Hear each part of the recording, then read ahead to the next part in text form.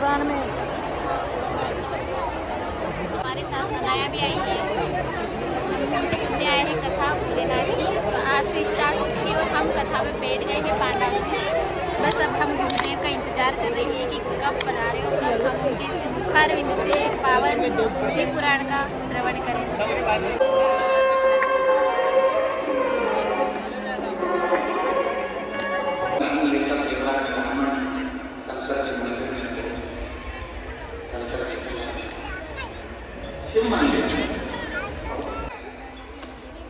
अभी पर इसके दरवाजे पर जाओ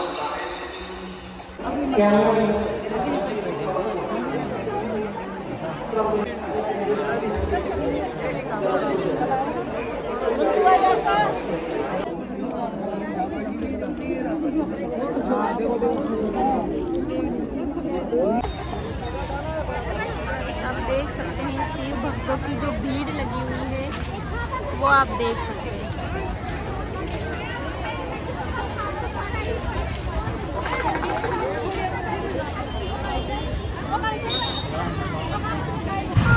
तो गाइस आज है 2 तारीख और कथा का दूसरा दिन है आज।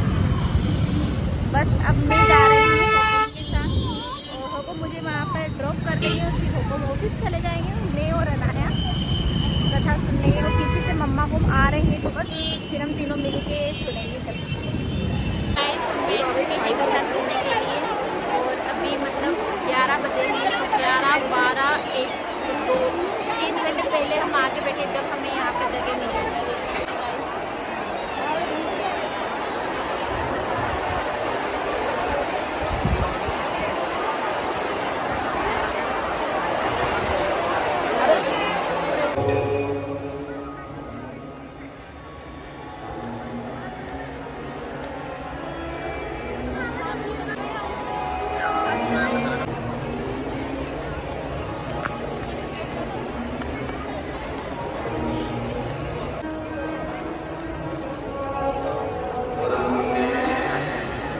तेरे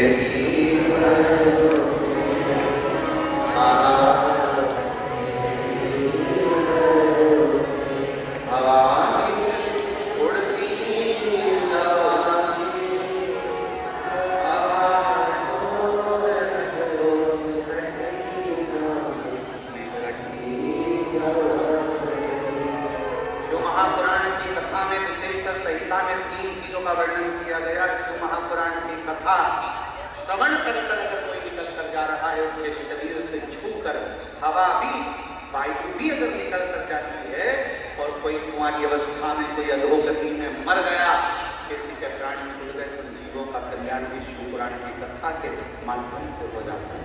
दूसरे नंबर पर विशेषकर संहिता में लिखा गया श्री शिवाय नमः।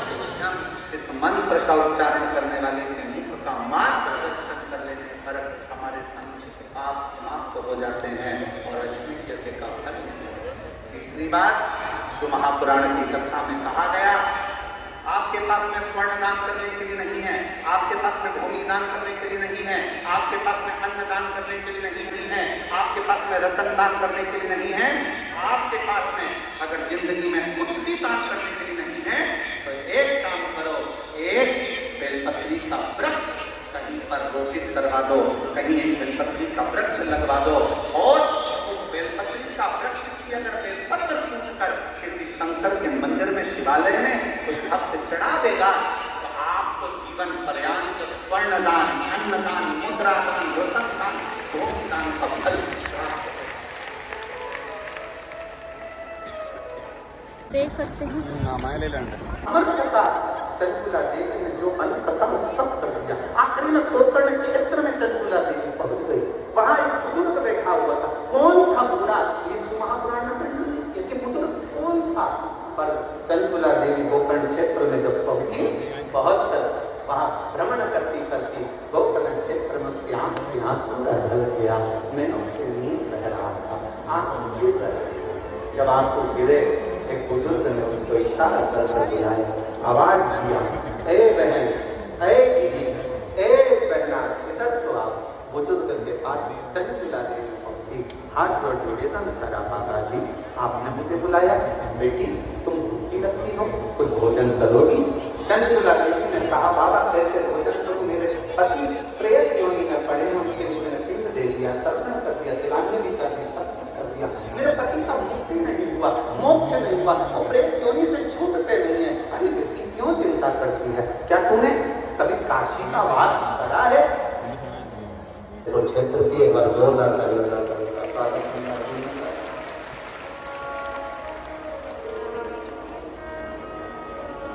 तो इस पवित्र पावन महापुराण कथा में बधाई, एक बार जोरदार तालियां का स्वागत करिए क्षेत्रीय महापुरुषों का। बहुत बहुत धन्यवाद।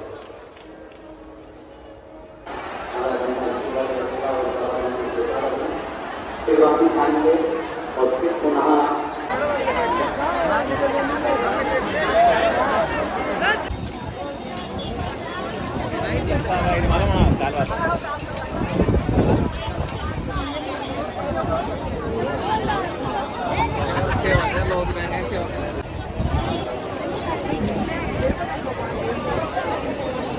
मैं और हुकुम आ चुके हैं कथा में, और अभी टाइम हो रहा है, मतलब क्या टाइम हो रहा है, 7 बजने वाली है।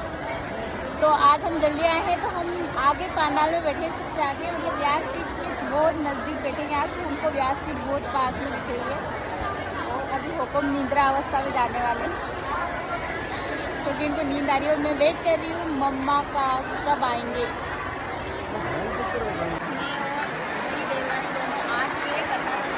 बहुत सारे लीटर हो गए यहाँ पे।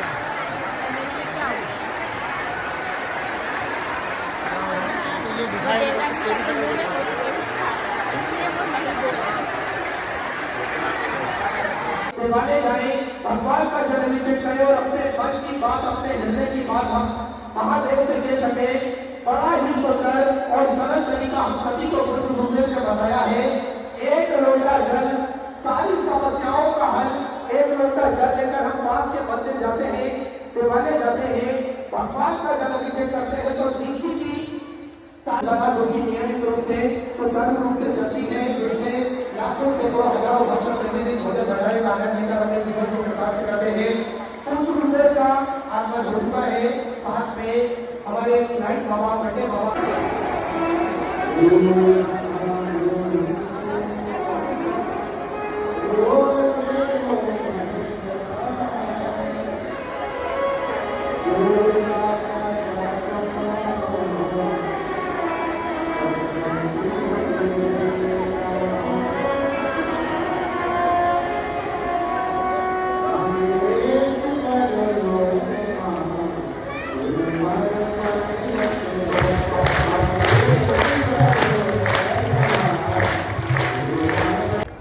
जयपुर की धरा पर हम कर जाएंगे। आप बेटों को जितना पढ़ाओ ना, उससे दुगना अपनी बेटी को पढ़ाएंगे। आज जयपुर की धरा जितना अध्ययन कराओ, उससे दुगना बेटी को पढ़ाना।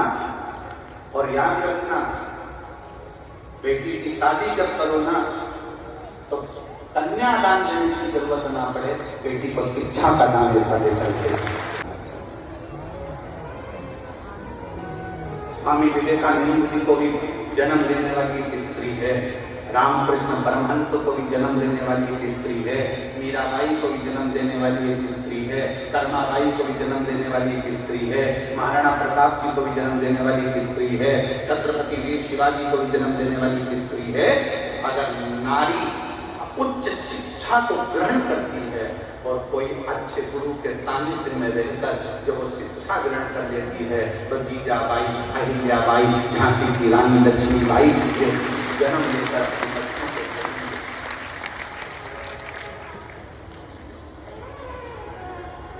मत तो कन्यादान, तुम कुछ भी कन्यादान में तुम्हारा मन पड़े, फ्रिज मत देना, कूलर मत देना, एसी मत देना, डंलर का गद्दा मत देना, सोफा सेट मत देना, पलंग मत देना। तुम बेटी की कन्यादान में कुछ मत देना। पर बेटी से निवेदन है कि आप अपनी बेटी को इतना पढ़ाओ, इतना अध्ययन कराओ, इतनी विद्या अध्ययन कराओ कि उसको उसकी शिक्षा ही उसका कन्यादान, उसके जीवन से लड़ा जाता है, बुद्धि से लड़ा।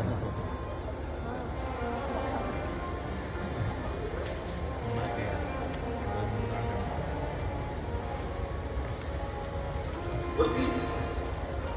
पार्वती जी ने पूछा अपने पिताजी से, मेरे भाई की हत्या का बदला मुझे लेना है कैसे? भगवान हिमालय राज के शब्द एक एक घर की महिलाओं की चित्तवृत्ति और एक एक घर के पुरुष की चित्तवृत्ति में बैठना चाहिए। ये शिवपुराण शब्द महाराज जी ने व्यासपीठ से जयपुर में कहा था, ये शब्द आपकी बुद्धि में रहना चाहिए।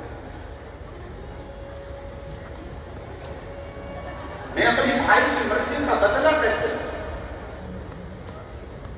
पिताजी से पूछा गया मां मैनावती से।